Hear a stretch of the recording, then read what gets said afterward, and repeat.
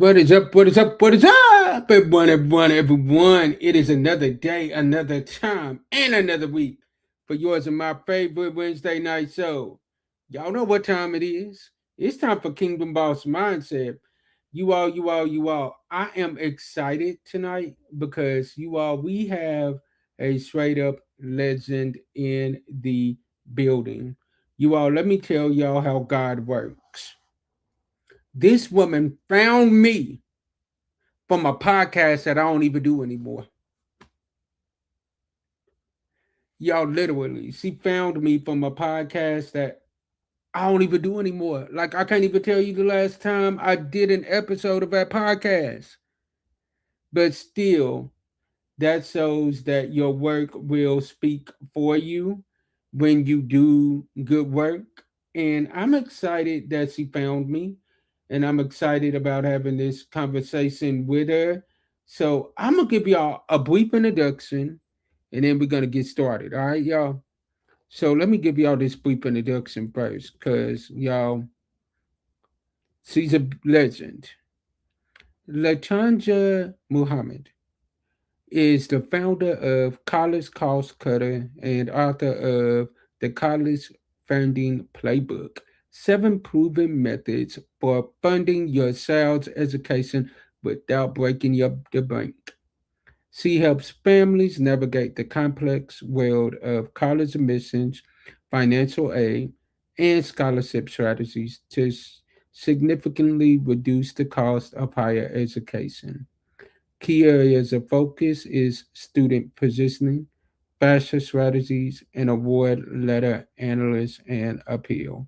Since 2016, LaTonja has press presented workshops and educational programs in Metro Detroit and beyond, including United Way of Southeastern Michigan, Ford African Answering Network, Stetlin's African Ancestry, the Diaspora Network, and Detroit Economic Growth Compassion Corporation, numerous parent networks and community groups, Pontiac Public Schools, and a 6 week online program at Western International High School in Detroit, and more, as well as appearance on Fox 2 Detroit Morning News and numerous podcasts.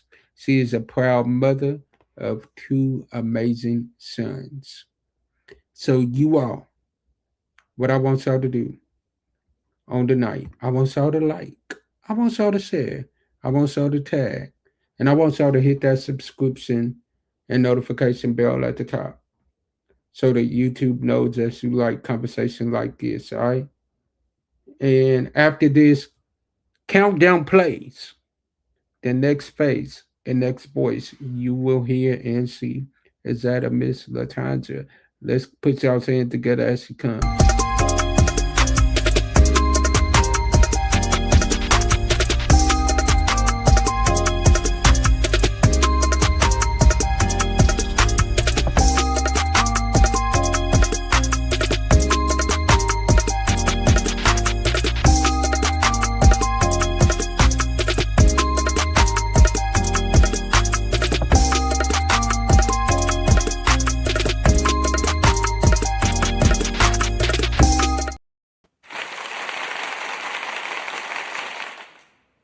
Welcome, welcome, welcome. How are you doing? Thank you so much, Pastor Glover. I'm doing well. How are you? I am well. I am well. It is great to have you on tonight. Like, I feel like I've been waiting forever to get an interview with you. Like, from the first conversation we had, like, it seems like it's been forever, but good things come to those who wait. Yes, sir. All right, all right, all right. So, tell my audience a little more about you in case they've been living under a rock like I have for some years. So, let them know who you are and what you do. So, just a little bit about me. Again, I'm LaTonja Muhammad. I'm founder of College Cost Cutter and author of the College Funding Playbook, 7 proven methods for funding your child's education without breaking the bank. I am a native Detroiter.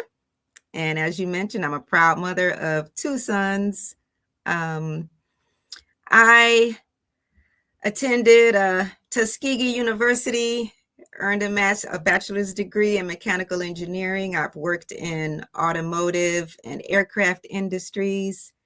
And I got into the college planning space when my sons were in high school, toward the end of their high school careers. And so my sons are 2 years apart.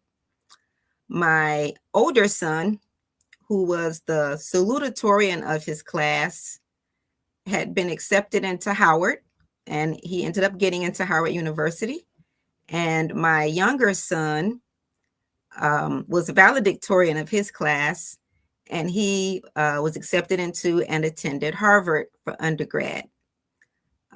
He went on to earn his master's degree from Columbia, and now he is attending med school in St. Kitts.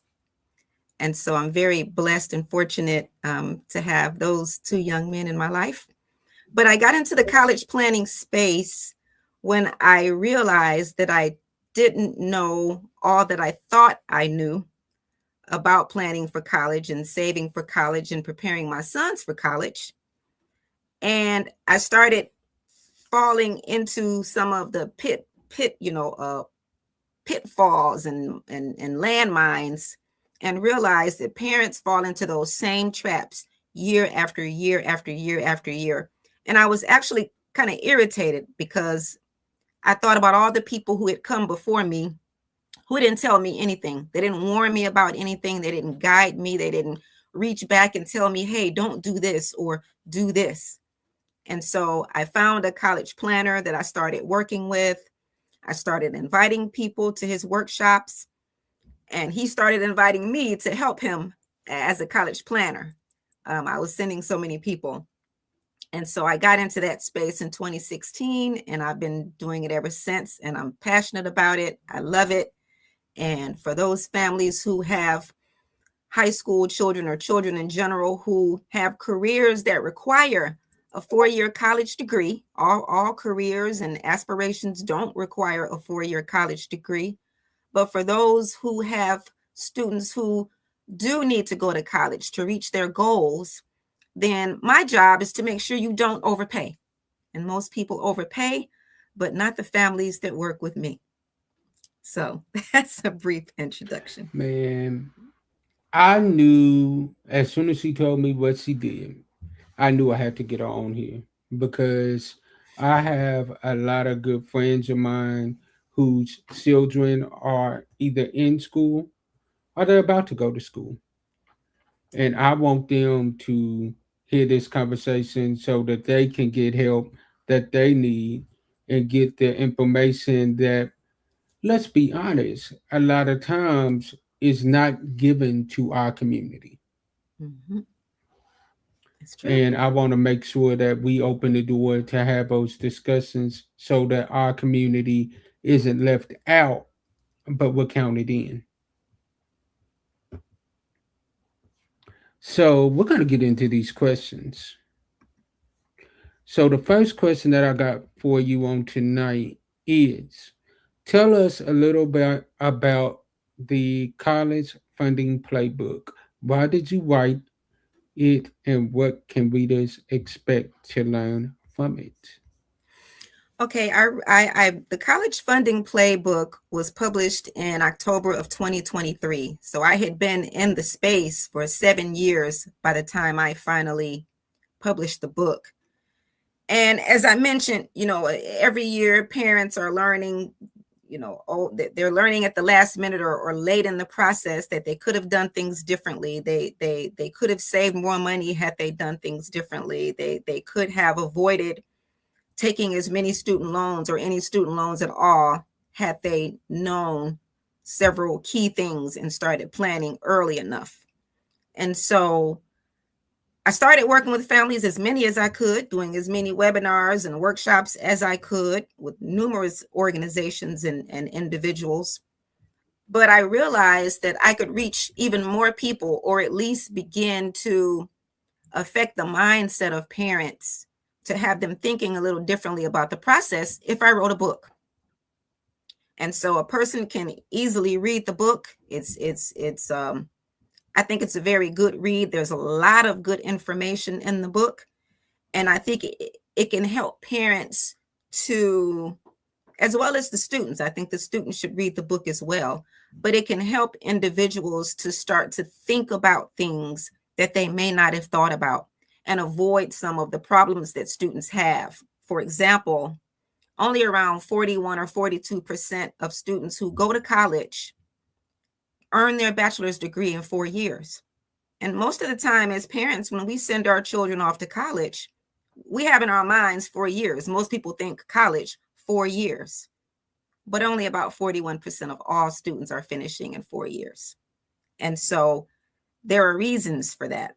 Over a third of students transfer.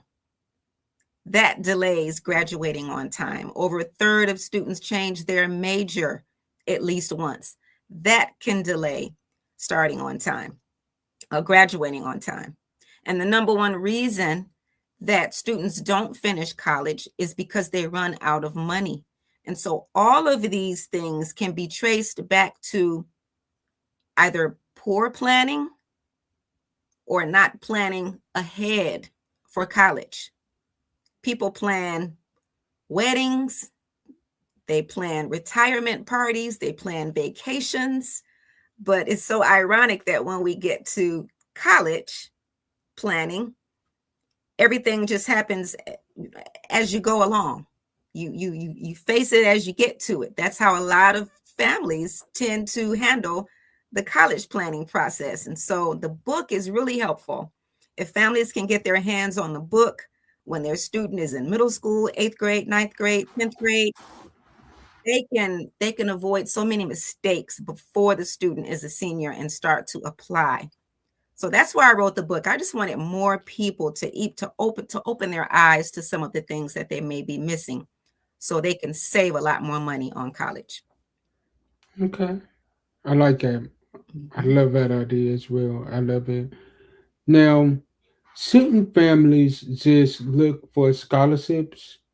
Isn't that where the money is when it comes to college? Like a lot of people are saying, just apply for the scholarships or join certain sports teams. Like always offering scholarships for that. Is that really where the money is at? Okay, so on the sports first. The athletic scholarship track is a totally different process than the track that I'm on, helping students and their parents reduce their out-of-pocket costs of college. That athletic scholarship path is different, so I really don't deal with that part of the process. However, scholarships are great. I love scholarships. Scholarships are free money. Most people think about paying for college with scholarships, private scholarships, the Bill Gates scholarships, Coca-Cola scholarship, a scholarship from the Elks. We think about all these private scholarships and we hear there's billions of dollars out there that goes unclaimed. Apply for all the scholarships that you can. That's fine. That's good advice. But what most people don't know, and what I talk about in the book, are the pools of money in order from largest pool to smallest pool. And I think most people would be surprised to know that the smallest pool of available money out there for families is scholarships, private scholarships. There are larger pools of money that we work with families to direct their attention to and focus their efforts primarily on the larger pools of money. Yes, scholarship should be part of the process, but not the plan to pay for college, because the average student who gets a scholarship, they only get around $7,800. That's not enough. So scholarships alone cannot be the plan. I like that. Now, I heard you say that you should start planning for college when you are like in 8th grade, 6th to 8th grade. Why is that? Well, we always say, as soon as the parents see the blue line on the stick, start planning for college. So, meaning just start saving as soon as you have children. But actively planning for college, we start working with students when they're ninth graders. Now, I think it's important to start talking with students and their parents when they're in middle school, because some students have a difficult time making the adjustment between middle school and high school. And so oftentimes we'll see families, maybe they'll come to us when the student is a junior or a senior, and they're a bright student, a sharp student, brilliant even, but their transcript shows these low grades during freshman year. They didn't have an easy transition, and there can be a lot of reasons for that. But if we can start letting students know when they're in middle school, you got to hit the ground running when you get to ninth grade. You can't play around in ninth grade. You can't let every little thing throw you off in ninth grade. You can't get to high school and eyes get so wide, and you want to have fun, and you want to start doing high school kid things, and you don't focus on your grades, because it's difficult to bring up a low GPA. It's very difficult to bring it up to a very competitive GPA. If you're starting out with a 2.7 or 2.3, it's difficult. And so that's one of the key messages for students in middle school is how important it is to be serious when hit the ground running when you get to high school. But our processes start actively when the students are ninth graders. I like the fact that you start at such an early age, because a lot of times the ninth graders feel like there's nothing for me. They're not really paying attention to me until I'm a sophomore, I'm a junior. I don't have to worry about college. But I like the fact that you all let them know early, like, look, you got to worry about college now, because Mhm. these college schools are going to be paying attention to the fact of what your grades are. And and what I like about you is you have a proven track record of what works. I mean, look at your sons. They have went to prestigious schools and are doing very well for themselves. So that should show you that, look, she's not telling you something that she don't know. She's telling you something that she has experienced. That's true. Okay. So this isn't a question on here, but I want to ask you is, have you ever met a student that had a lot of potential? You could see a lot of great potential in them, but because they messed around in that very beginning of high school, they kind of missed out on some major things that could have been great for them. Yes, I have. I remember a young man who was very, very sharp, very, very smart. He was a kind of like a math and science whiz, and so he wanted to go into engineering in college. But his GPA just did not reflect who he really was as a student. And because it started out so low, he couldn't get accepted into higher caliber colleges where he really probably could have thrived, because he had the academic strength, he had the ability, but his transcript just did not show who he really was or who he could be. And you could look at his transcript and see later and during his high school years how his grades changed. And but the problem with looking at the transcript and analyzing and giving a student a chance is that these colleges get tens of thousands of applications, and they don't necessarily have time. These uh, enrollment boards and advisors, they don't necessarily have time to deep dive every student and take the time to figure out, well, this student is a diamond in the rough. This student really is strong. They see what they see. So every once in a while, a student may be able to tell a story in a really good, compelling essay, or they may get an opportunity to interview.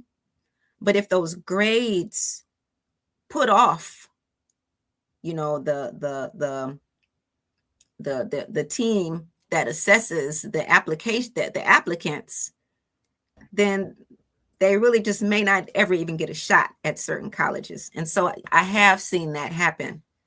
And he was still able to go to college. He just wasn't able to get into the colleges that he initially was interested in getting into. So at shows, you gotta buckle down early. Like you can't play around. You gotta buckle down early. Like we already said, like it'll pay off in the long run. Mm-hmm. So I'm gonna ask you a couple of more questions. How can families negotiate for higher financial aid awards? Isn't the award a letter the colleges isn't the award letter the college's best offer? In many cases, no. So after the students apply to colleges, they'll usually get some acceptance letters. And most of the time, just the acceptance letter comes, and then the award offer comes later. In a lot of cases, families look at those award offers like, we need more money. Is this all you're going to offer us? We need more money. And some families, unfortunately, take the award letter as this is all we can get. I'm going to make a decision of whether or not to go to this college based on this award letter. We're not going to this college. They didn't offer us enough money. Or we're going to this college and we'll just pay whatever is left over, without considering the fact that, or without understanding the fact that the letters are negotiable. The awards are negotiable at most of the time. So this is the time of year where families are looking at award letters. By now, most students have most of their award letters because decision day is early May. They've got to commit to a college at the beginning of May. So right now, students are in this situation where they're looking at award letters that they can appeal, because sometimes the award letters are lowball offers. In many cases, they're lowball offers. And unless a family has a true full ride, which means tuition, room and board, fees, books, transportation, the whole nine, we encourage them to appeal. And we help them through that process. So what does that process look like? So we'll collect all of their award letters. And we have a system for analyzing the award letters. We look at all of the information that the colleges included in the award letters. And one thing that's interesting about award letters is that there is no standard format. So every award letter you get can look different from every college. And so the formats are different. One of the things, one of the tips that I'll give today is that every college should report on the award letter their cost of attendance, which should be everything, all the things I just named: tuition and fees, room and board, transportation, books, and even some cushion for miscellaneous. Cost of attendance should include all of that. Sometimes colleges don't include everything under cost of attendance, and families don't know that. So anybody out there looking at award letters right now, when you look at your award letters, you should go to the college's website and look at all those costs and make sure they put the full cost of attendance on the letter. Why is that important? Because your financial aid is based on the cost of attendance. That's part of the formula that they use to figure out how much financial aid to award you, if any, especially based on need-based aid based on your family's income and assets. So when families complete the FAFSA and the results from the FAFSA go to all of these colleges, they use a simple formula: cost of attendance minus the student aid index, which is calculated from the FAFSA. When you subtract those two, you get the demonstrated need. That's what the colleges use to decide how much are we going to help this family out. So if you think about that calculation, you want all the costs in there. You want the highest cost of attendance that that college offers, because your demonstrated need is going to be based on that, and you want them to give you money based on the highest demonstrated need you have. Does that make sense? So that's one of the things that so we start looking at the cost of attendance, and then we look at all of the line items in the award letter. Another thing that families run into when looking at award letters is they'll see grants and scholarships and loans in the award letter, and they'll get it in their mind that this is what college is going to cost for 4 years. Every year, this is what we're going to have to pay. And that's not true. So we look at all of the awards and make sure we understand which awards are renewable, meaning they might be able to get them every year for 4 years, or which ones are only for freshman year. That's important to know, because a lot of colleges, when they report their numbers for retention, you see a big drop off after freshman year, because quite often when students first go to college and they get award letters, there are scholarships in there for freshmen. Those are not usually renewable. And it says in the name, freshman. So in a lot of cases, the highest offer a student will ever get is the first offer they get. And then college, it's never that. It's always more expensive every year after that. So we look for that. We look and see how much renewable money is in the award letter. That's important to know. So, and then we compare, we research the college's history to see if a student with this same academic profile and need-based profile was awarded more money than you. Sometimes it's like, this student had the same kind of grades, same kind of test score, around the same family income situation. Why did they get $5,000 more money than I got? And there are ways to properly call the college out on it and say, I should get more money too. So there's numerous factors that go into appealing award letters, and those are just a couple of the things that we do. Yo, y'all, C is dropping so many gems on us tonight. And trust and believe me, y'all, she's coming back. I got to get you back on here because we are barely touching the surface. As a matter of fact, we're about to go into a segment that is called the Kingdom Boss segment. Which what that is I'm gonna allow you a moment to tell my audience where they can find you at and leave them with an encouraging word. But as soon as we do the closing video, I don't want you to leave because I got something I want to talk to you about. Okay. All right. So, y'all, we're going into the Kingdom Boss moment with Miss LaTonja. Let's go. Okay, so my website is collegecostcutter.com. You can find me at collegecostcutter.com. I am also College Cost Cutter on Facebook, LinkedIn, and YouTube.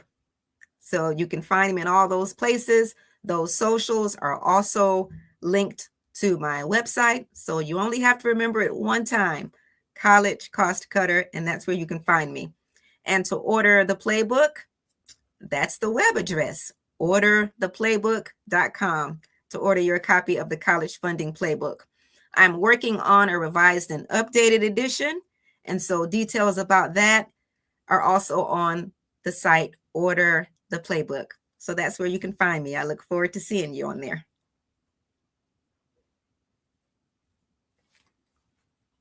All right, you all right, all right, all right. As I always say, sometimes our disappointments are nothing more than God's appointments. meaning some things that we're looking at is bad. God is only turning it around for our good. Stay blessed, be blessed, and be a blessing to someone else. And I will see y'all next week. We will not have an episode of Breaking Up with Toxicity on Friday, but I will see y'all next week. And God bless y'all. Peace. Thank you, Reverend Glover. Thank you. Thank you. Thank you for watching the James H. Glover Studios exclusive episode. We pray you've been blessed. Please like, follow, share, and subscribe to all of our stations. Be blessed.